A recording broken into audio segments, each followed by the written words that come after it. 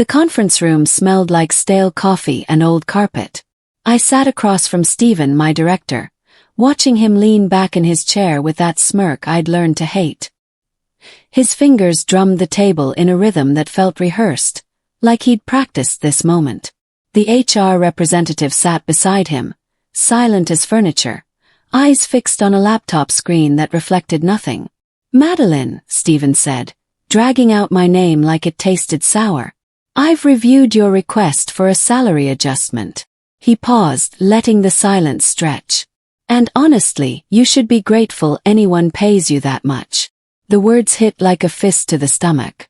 Not loud, not dramatic, just cruel and calculated. I felt my face flush hot then cold. My hands gripped the armrests of my chair, nails digging into fake leather. I wanted to scream. I wanted to cry.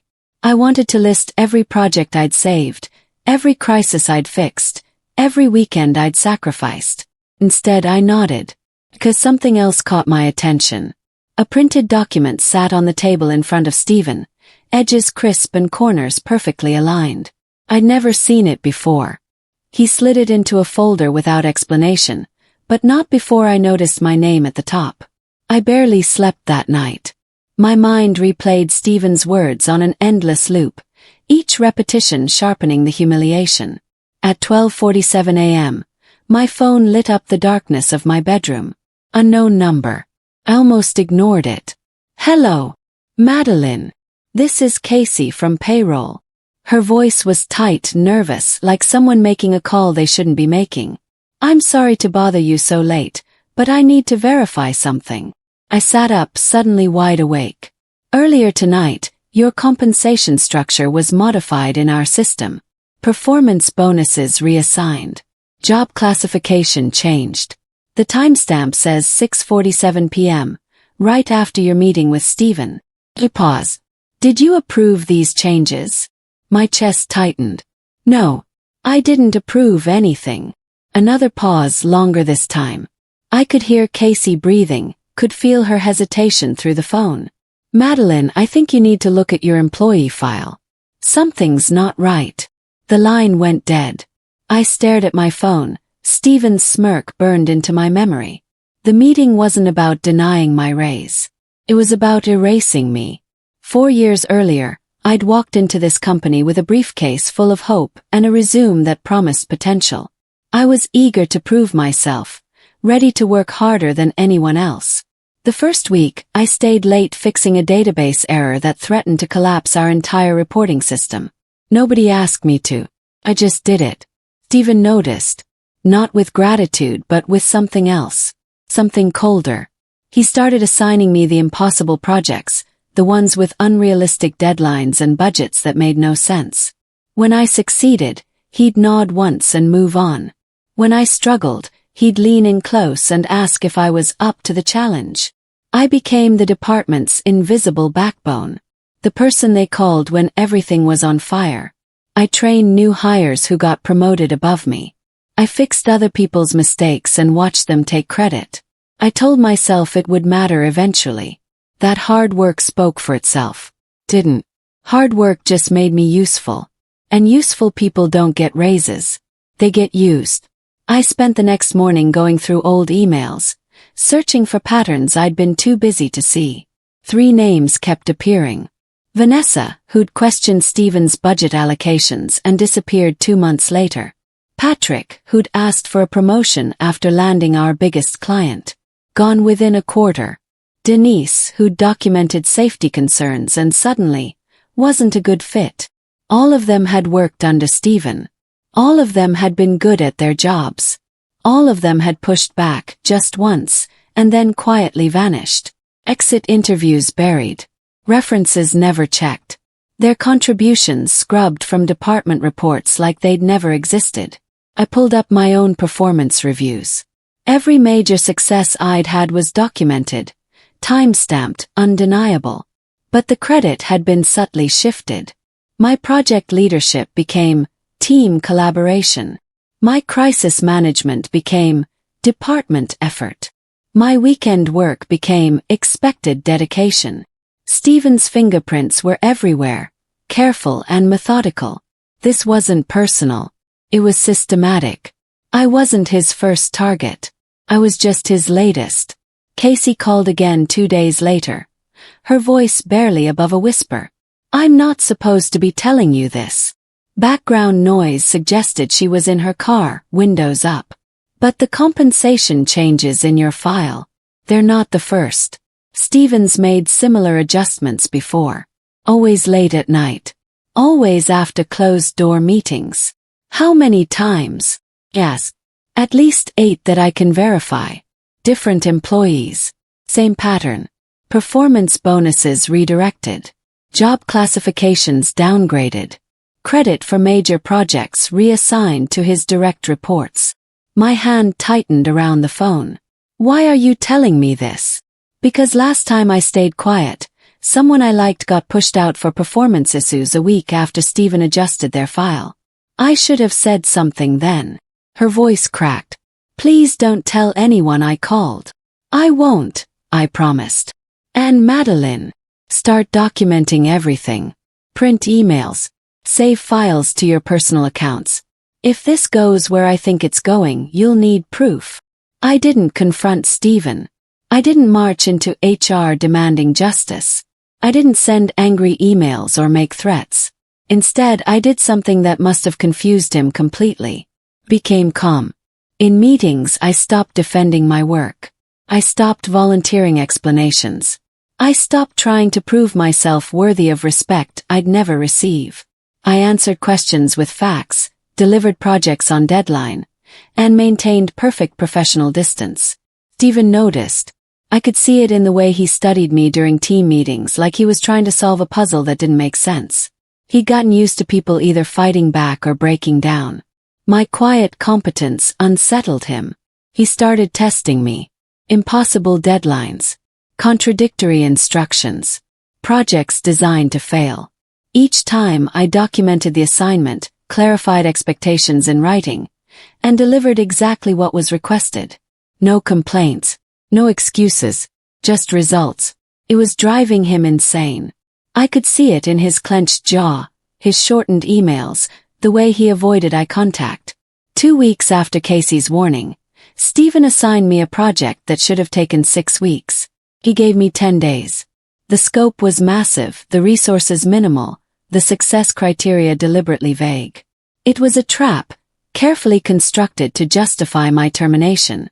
I smiled and accepted. For the next 9 days, I worked with surgical precision. I broke the project into phases, documented every decision, looped in stakeholders with time-stamped emails, and built a paper trail that would survive any audit. I didn't work alone in silence. I worked collaboratively, copying the right people, asking the right questions, making my process transparent. On day 10, I delivered. Not just the project, but a comprehensive report showing methodology, stakeholder approvals, and measurable outcomes. I included a timeline proving the work was completed efficiently despite constraints. Steven stared at the report like it had personally betrayed him. He'd designed this to break me. Instead, I'd turned it into evidence of competence under pressure.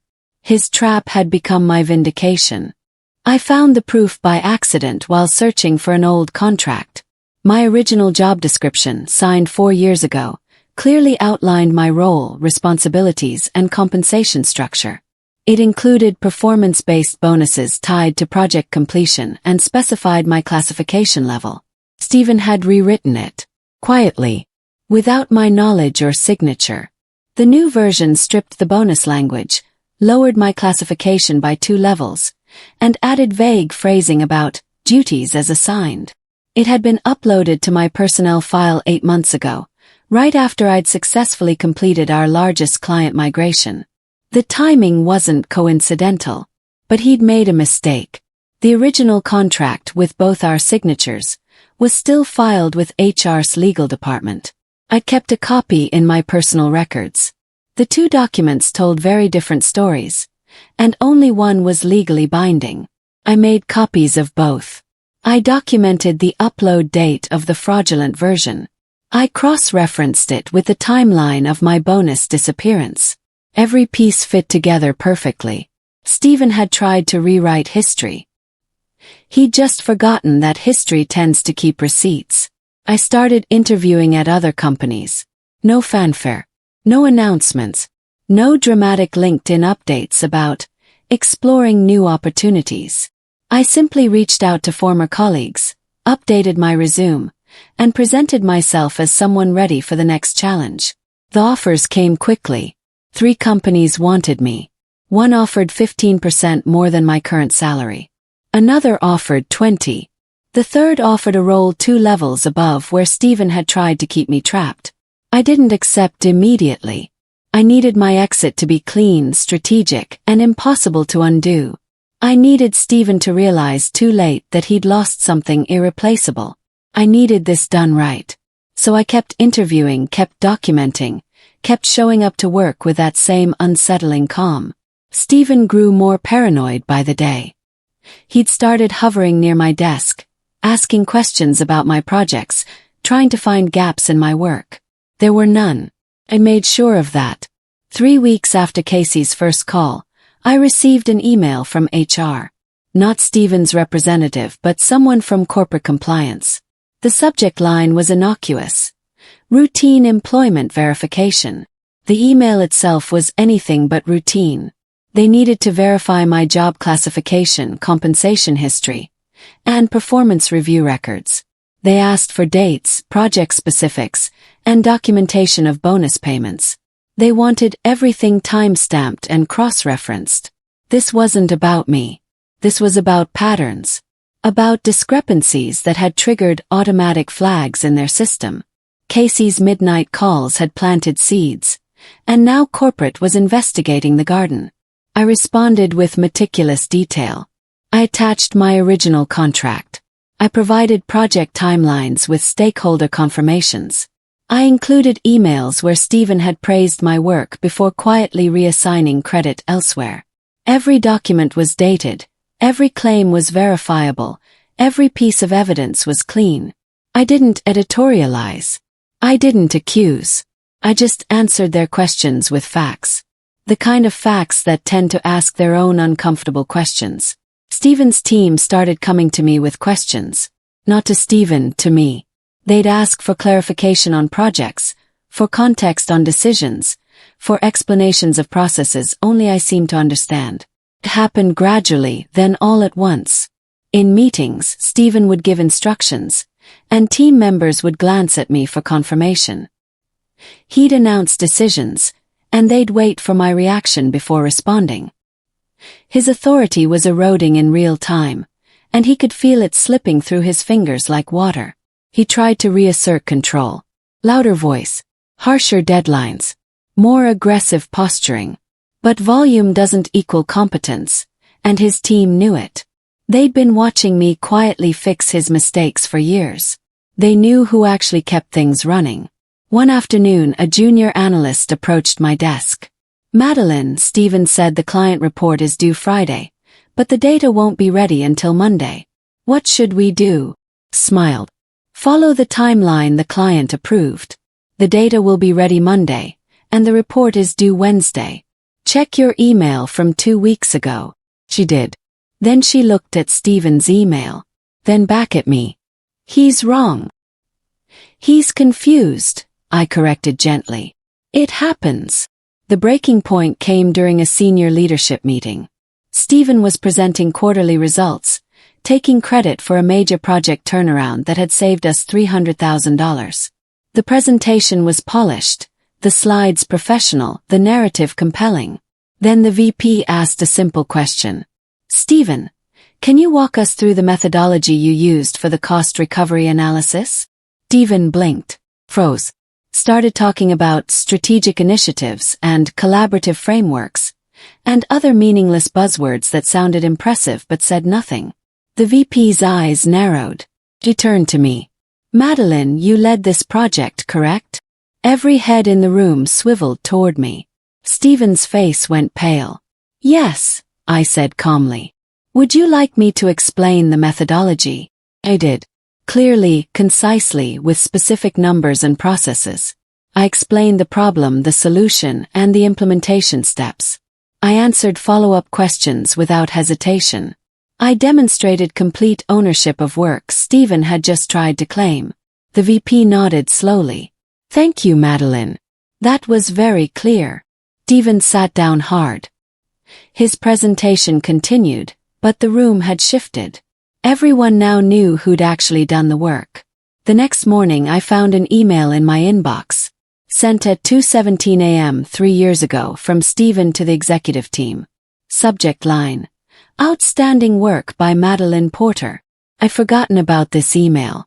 Stephen had sent it after I'd rescued a failing product launch, praising my exceptional problem-solving and irreplaceable expertise. He'd copied everyone who mattered, building a paper trail of my value. Back then I'd been grateful for the recognition. Now I understood its real purpose. Stephen had been protecting himself, creating documented evidence that he recognized and valued strong performers. If anyone ever questioned his leadership, he could point to emails like this. But he'd forgotten they existed, or assumed I had. I forwarded the email to the compliance team. No commentary, no explanation. Just the original message, time-stamped and preserved, showing Stephen's own words contradicting the narrative he'd been building. I copied the senior VP who'd asked about methodology. The response came within an hour. Thank you for sharing this. Very helpful. Stephen's carefully constructed reality was crumbling, and his own words were the wrecking ball. I accepted the job offer. The one with the 20% raise and the title that reflected my actual capabilities. I drafted my resignation letter carefully, professionally, with 2 weeks' notice and gracious language about growth opportunities. But I didn't submit it yet. I was waiting for something specific. Some instinct told me timing mattered here, that rushing would waste the moment I'd been building toward. 3 days later that instinct proved correct. HR announced a routine internal audit. Standard procedure, they said. Nothing to worry about. Just reviewing compensation structures, performance evaluations, and bonus allocations across all departments. Stephen's department was first on the list, scheduled to begin in 1 week. I watched him receive the notification during a team meeting. His face went gray. His hands shook slightly as he closed his laptop. That afternoon I submitted my resignation, effective in exactly 2 weeks, right in the middle of the audit period. The timing wasn't coincidental. It was surgical. Stephen tried to stop me. Not officially, not through HR, but through desperate private conversations that made me uncomfortable. He caught me in the hallway outside the bathroom, voice low and urgent. Madeline, let's talk about your decision. He blocked my path slightly, not threateningly, but enough to make his presence inescapable. I think you're making a mistake. Your future here is bright. We can discuss adjustments. I've made my decision, I said evenly. The audit is just procedure. It doesn't concern you. His eyes searched my face. Unless you've said something to make it concern you. I met his gaze without flinching. I've done nothing except my job, Stephen. Exactly as you taught me. His jaw clenched. You know, recommendations matter in this industry. People talk. There it was. The threat disguised as advice. The same tactic he'd probably used on Vanessa, Patrick, and Denise. The reminder that he could damage my reputation if I didn't stay quiet and compliant. Then I'm sure they'll have plenty to say about my work, I replied. Excuse me. I walked past him, heart pounding but steps steady. He didn't follow. The audit began on Monday morning. 2 people from corporate, armed with laptops and access to everything. They set up in a glass-walled conference room, and for 3 days they reviewed files, compared documents, and interviewed employees. I was called in on day 2. They asked about my compensation history, my performance reviews, my project assignments. They showed me documents with my name on them, documents I'd never seen before. Job reclassifications I hadn't approved. Bonus adjustments I hadn't authorized. Project credits that had mysteriously shifted to other people. Did you sign this form? They asked, showing me a change request dated 8 months ago. I looked at the signature. It resembled mine, but the slant was wrong. The way my name was written didn't match how I'd been signing documents for 4 years. No, I said. That's not my signature. They made notes, just more questions, thanked me for my time. Their faces revealed nothing, but their questions revealed everything. They weren't investigating random discrepancies. They were building a case. 2 former employees were contacted that week. Vanessa and Patrick. Their stories aligned perfectly with mine. Same patterns, same tactics, same director. Stephen cornered me again on Thursday afternoon. This time in the parking garage, where there were no cameras or witnesses. His composure had cracked, eyes red-rimmed, tie loosened, hands shaking slightly. "You're doing this," he said. "Not a question, an accusation. You're talking to them, feeding them information, trying to destroy me." "I'm answering questions truthfully," I replied, unlocking my car. "Same as everyone else. This was a good department before you started causing problems." His voice rose, echoing off concrete. "You were fine until you got greedy. Until you decided you deserved more than you earned." I turned to face him fully. "I earned everything I asked for, Stephen. You know it.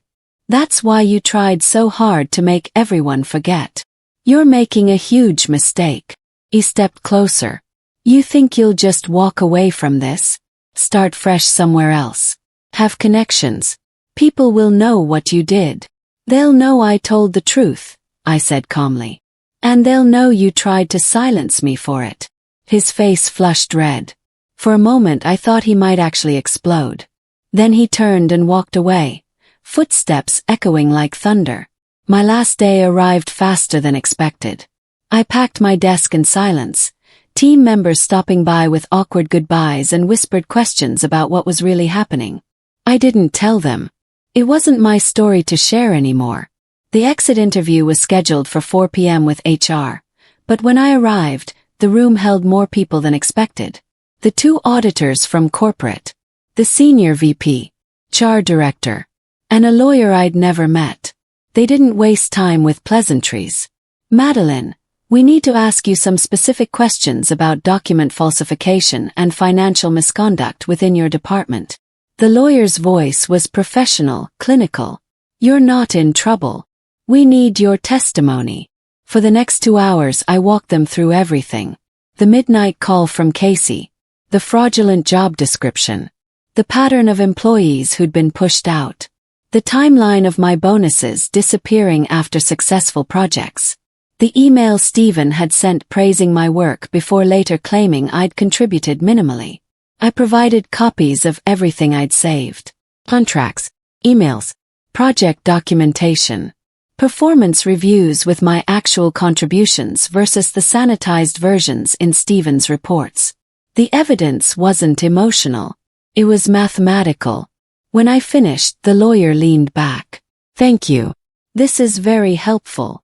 I didn't hear what happened next directly. I heard it through former colleagues who called me weeks later, voices hushed and urgent. Stephen had been placed on immediate administrative leave. His access revoked. His projects reassigned. His office cleared within hours. The investigation expanded. More employees came forward. More documents surfaced. A pattern emerged that went beyond simple misconduct into something more systematic. Years of manipulating files, redirecting credit, suppressing talented people who might challenge his authority. The company settled quietly with 3 former employees who'd been pushed out. Vanessa, Patrick, and Denise all received compensation and apologies. Their personnel files were corrected. Their references were restored. Stephen never returned. The official statement said he'd decided to pursue other opportunities. His LinkedIn profile stayed frozen for months, then disappeared entirely. His name was quietly removed from company award plaques and department histories. Some people called it excessive, called it consequences, the kind that arrive slowly but completely, built from someone's own documented choices. My new job started 3 weeks after I left the old one. The office was brighter, the culture healthier, The leadership transparent about expectations and compensation. My first day, my new director sat down with me and laid out clear performance metrics, growth opportunities, and the exact structure of my bonus potential. "We believe in compensating people fairly for the value they provide," she said. "If you deliver results, you'll see it reflected immediately. No surprises. No hidden adjustments." Felt surreal. I kept waiting for the catch, the moment when the mask would slip and I'd realize this place was just like the last one. But weeks passed, then months, and the transparency remained. I was evaluated on my actual performance. My contributions were credited correctly. My compensation matched my output. I stopped looking over my shoulder. Stopped documenting every conversation. Stopped preparing for betrayal. It took longer than I expected to trust again, but eventually the tension in my shoulders eased. The knot in my stomach loosened. I realized I'd been holding my breath for 4 years. Finally I could exhale. 6 months after I left, I received an unexpected email. From Stephen's personal account, not his former work address. Subject line: reference request. I stared at it for a long time before opening. "Madeline, I hope this email finds you well. I'm currently exploring new opportunities and would appreciate if you could serve as a reference for my leadership capabilities and project management experience. I believe your perspective would be valuable to potential employers. Please let me know if you'd be willing to discuss my work performance. Best regards, Stephen." I read it 3 times. He was asking me, the person he'd spent years undermining, to vouch for his character. The audacity was almost impressive. My cursor hovered over the reply button. I could write what I really thought. I could detail exactly what kind of leader he'd been. I could ensure no company ever trusted him again. Instead, I did something simpler. I deleted the email. Didn't respond. Didn't engage. Just removed it from my inbox like it had never existed. Some people don't deserve closure. They deserve silence. A year later, Casey reached out through LinkedIn. We met for coffee at a cafe halfway between our offices. She looked different, lighter somehow. Less burdened. "I left 6 months after you did," she said, stirring sugar into her latte. "Once the investigation finished, I couldn't stay. Too many memories of staying quiet when I should have spoken up." "You called me," I reminded her. "That midnight call changed everything." She shook her head. "I should have called sooner. Should have reported the first time I saw Stephen manipulate someone's file." She looked at me directly. "You were brave, Madeline. You didn't just protect yourself. You protected people I failed to protect." "We both did what we could when we could," I said. "That's enough." We talked for an hour. About new jobs, healthier workplaces, lessons learned from surviving toxic environments. Before we parted, she hugged me tightly. "Thank you for not staying quiet," she whispered. "People like Stephen count on people like us staying quiet." I still think about that conference room sometimes. Stephen's smirk. His cruel words about being grateful. The printed document I wasn't supposed to notice. That moment was designed to make me feel small, powerless, replaceable. It did the opposite. It showed me exactly who I was dealing with. It stripped away any remaining loyalty I felt toward a company that would let someone like Stephen operate unchecked. It freed me from the delusion that hard work alone would be recognized and rewarded.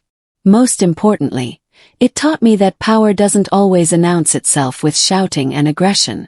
Sometimes power is quiet, strategic, patient. It's knowing your worth when someone tells you to be grateful for scraps. It's documenting everything when someone tries to erase you. It's walking away with your head high when staying would destroy you. Stephen wanted me grateful. Instead, he made me dangerous. Not because I sought revenge, but because I refused to disappear. Last week I was promoted. The announcement came during a team meeting.